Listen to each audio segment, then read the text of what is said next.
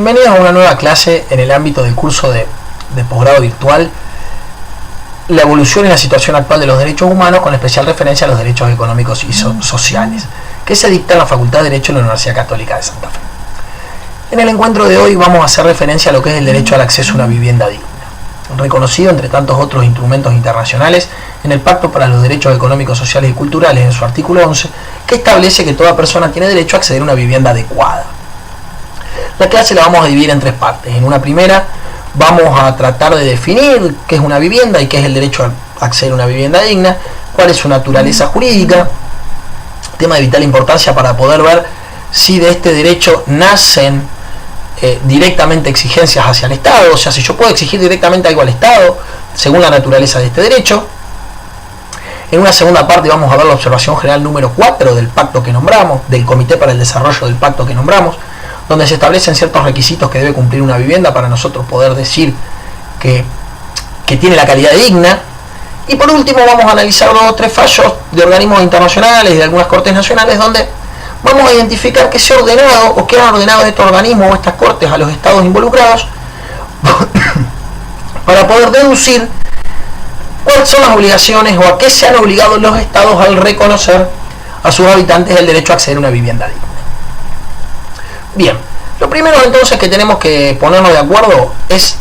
qué entendemos por vivienda y qué entendemos por vivienda digna. El pacto que nombramos o la observación general que nombramos ya nos establece desde el primer momento que no nos estamos refiriendo al simple cobijo de la persona, no nos estamos refiriendo al lugar donde la persona duerme o al lugar donde la persona come o al lugar donde la persona realiza sus actividades, sino que en el derecho actual se está empezando a prestar mucha atención a lo que es el concepto de centro de vida de la persona, o sea, aquel lugar donde la persona desarrolla su proyecto de vida. Entonces nosotros vamos a decir que vivienda es este centro, o sea, este lugar donde la persona tiene su centro de vida, este espacio donde la persona tiene su centro de vida inicial, y donde la persona va a desarrollar ese proyecto de vida que tiene. Y tenemos que aclarar que es muy importante porque esta vivienda tiene mucha relación con los demás derechos sociales, o por lo menos con algunos derechos sociales, o en el inicio de algunos derechos sociales, como son el derecho a la salud, el derecho a la educación, el derecho al desarrollo físico y psíquico, el derecho a la recreación, el derecho a una alimentación saludable,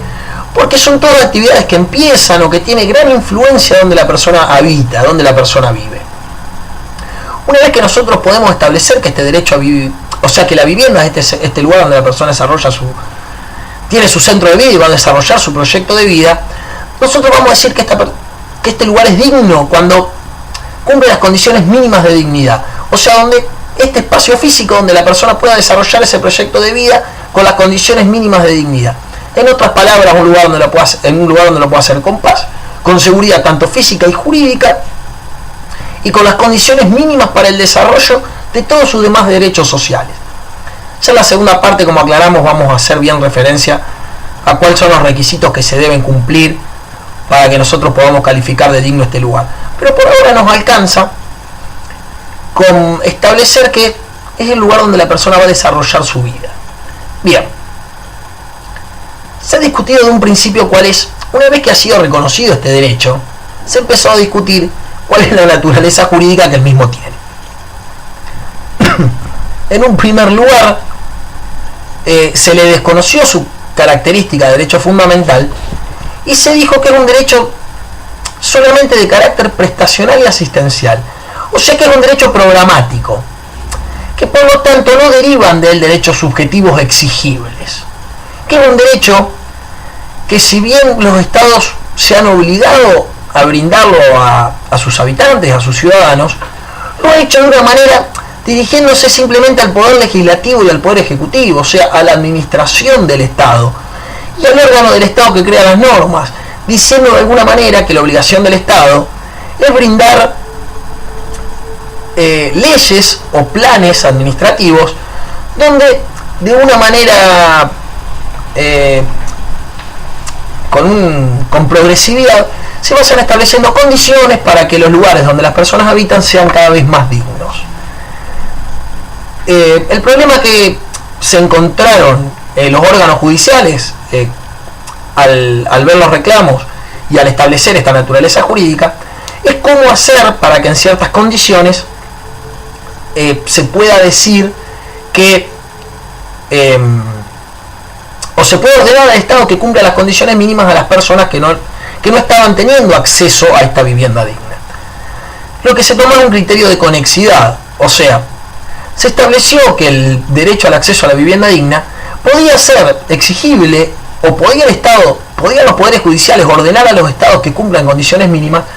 cuando las falencias en el derecho o las falencias en la dignidad de la vivienda tenían conexión con otros derechos fundamentales, y estos derechos fundamentales se veían afectados. O sea, más que nada, cuando el derecho a la vida de la persona se veía afectado por no tener un derecho o no vivir en un lugar digno, podían los poderes judiciales ordenar al Estado que cumpla las condiciones mínimas de dignidad que tiene la vivienda para que esta persona no vea afectado otros derechos fundamentales. O sea, no era directamente exigible el derecho a la vivienda digna, sino que se hacía exigible por verse afectado por la indignidad de la vivienda otro derecho fundamental como era el derecho a la vida o el derecho a la salud. En una segunda etapa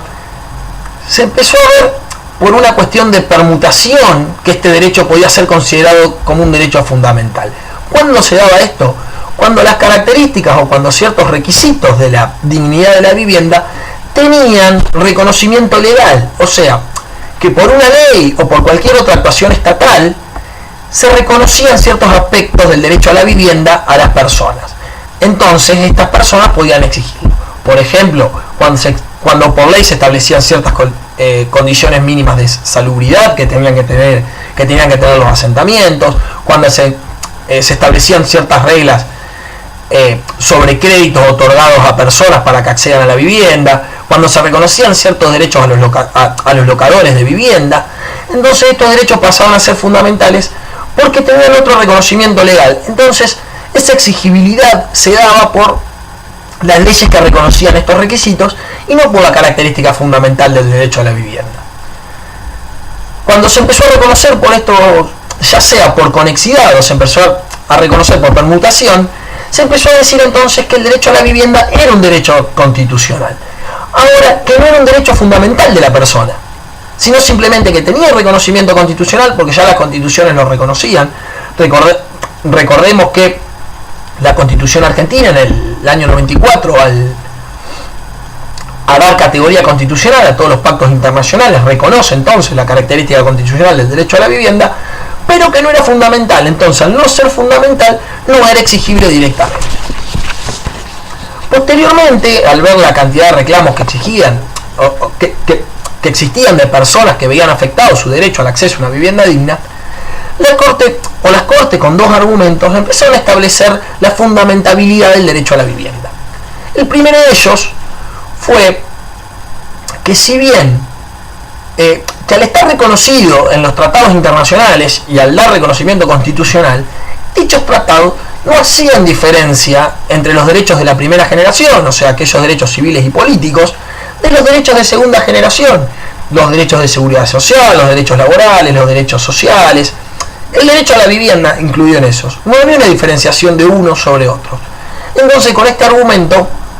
se podía establecer que sí era un derecho fundamental porque los pactos lo reconocían como tal y los organismos internacionales lo reconocían como tal, y los estados se habían obligado a reconocer estos derechos sin hacer diferencia entre una clase de derechos u otros de los que habían reconocido.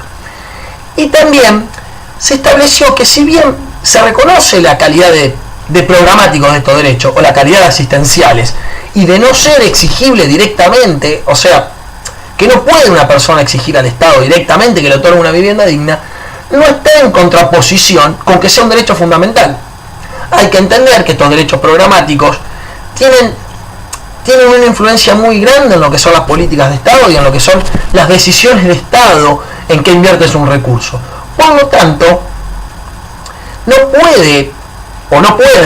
los poderes judiciales establecer cómo los estados van a administrar sus recursos, pero que esta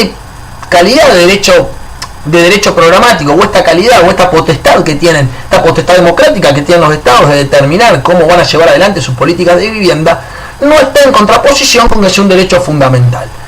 Entonces se terminó estableciendo que el derecho a acceder a una vivienda digna es un derecho constitucional y es un derecho fundamental de la persona. O sea, hoy la persona tiene un derecho humano a que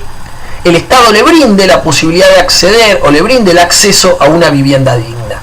Ya aclaramos que no significa, o repetimos porque ya lo dijimos, que no significa que toda persona tenga derecho a reclamarle al Estado que el Estado le brinde una